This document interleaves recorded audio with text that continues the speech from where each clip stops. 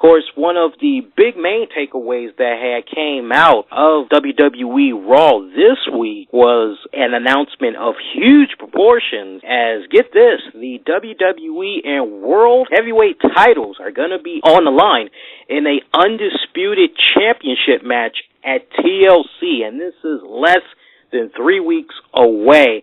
This is something that a lot of us have been waiting for quite some time. I mean, let's just really break this down. The brand extension, it came about in 2002. Remember, we had Chris Jericho. He was the first Undisputed Champion. Then we saw Triple H come in there. Then we saw Hulk Hogan. Then it went to Undertaker. Then it went to The Rock. Then it went to Brock Lesnar. So you had 6 Undisputed Champions total.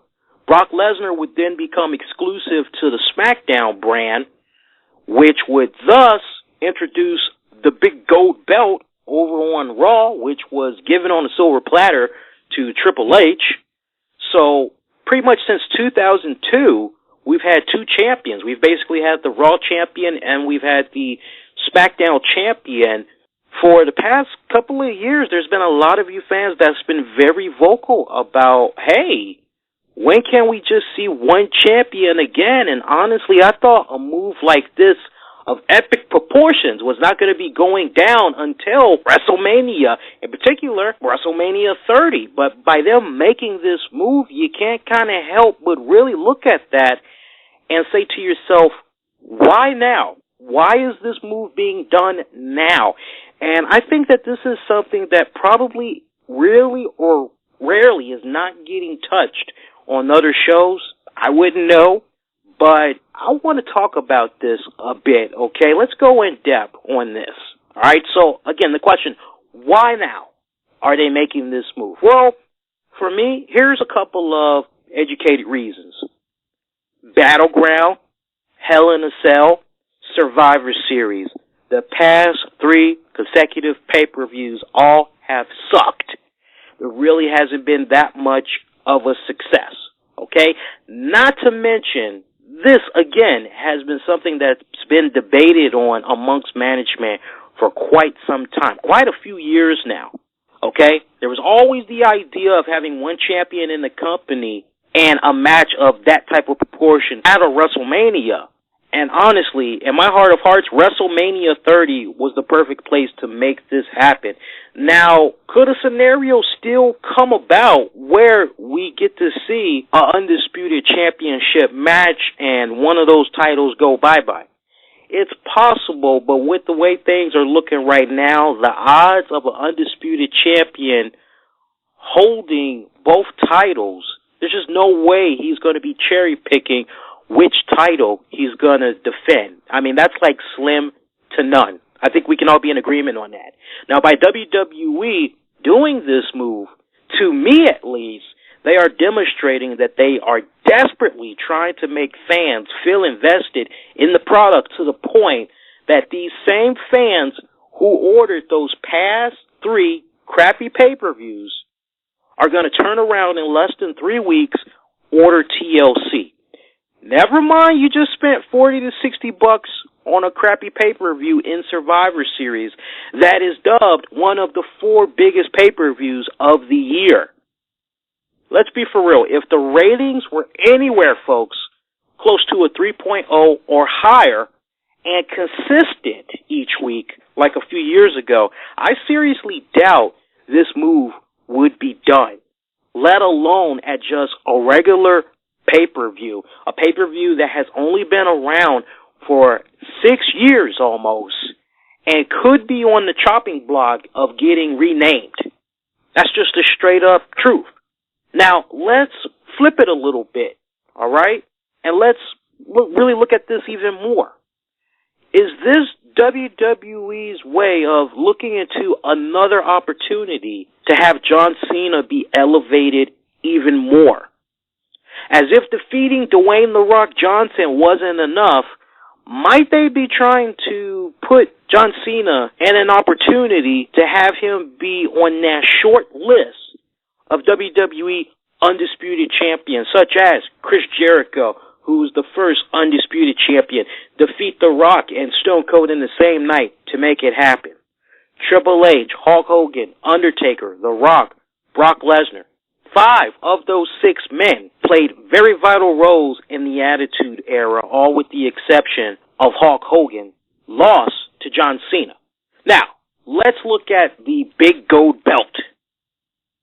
With it being gone, there's now going to be a void in WWE.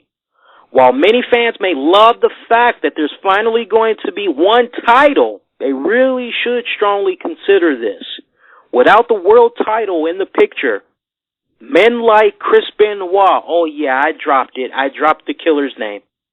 Randy Orton, Dave Bautista, Rey Mysterio, CM Punk, Jeff Hardy, Christian, Mark Henry, Big Show, Daniel Bryan, Sheamus, Alberto Del Rio, all of those men would never have been champion. Go a step further than that.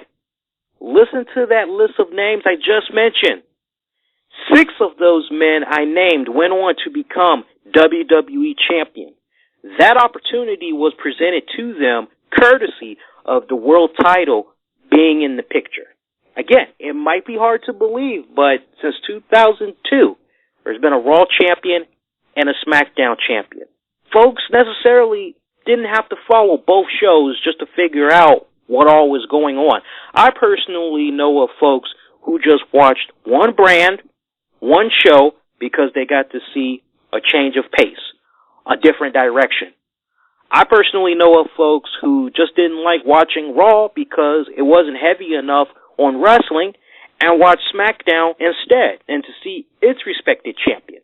Now, over 10 years later, it all comes to an end, not at WrestleMania, but again at a pay-per-view called TLC that's only been around for 6 years and could be renamed. The only way this move is going to be successful, folks, is if WWE sees to it that no one is lost in the shuffle as a result of there being one champion. At the same time, they need to make up for this title drop by reintroducing another. Just which one is that? We'll tell you a little bit more about that next Tuesday night.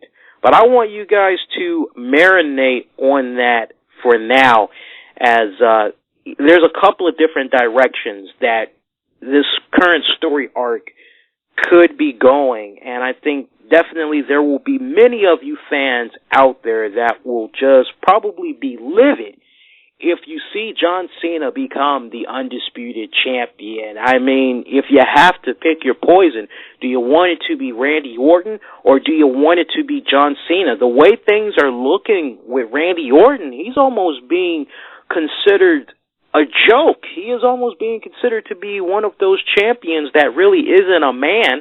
He's not a man's of a champion. He has to hide behind some type of authority figures to get the job done, so you're kind of keeping that in mind. You know, I don't know how much more Randy Orton can coat through this, because it just kind of comes off to me that so far his tenure as WWE champion has been tainted, and it's been tainted to the point, for me, it's no longer exciting to see him as the WWE champion. And as much as I don't like to say this, I feel that John Cena to get both titles. Almost WrestleMania season, I just kind of feel like he needs to be the one going into WrestleMania with both of those titles. But then you kind of got to ask yourself, well then, who wins the Royal Rumble to go on to face John Cena for the belt? Could it be Daniel Bryan? Could it be CM Punk? Only time will tell. I know me personally, I'll have a better idea of what's going to be going on as far as the Royal Rumble based on the events that I see play on up through TLC in less than 3 weeks.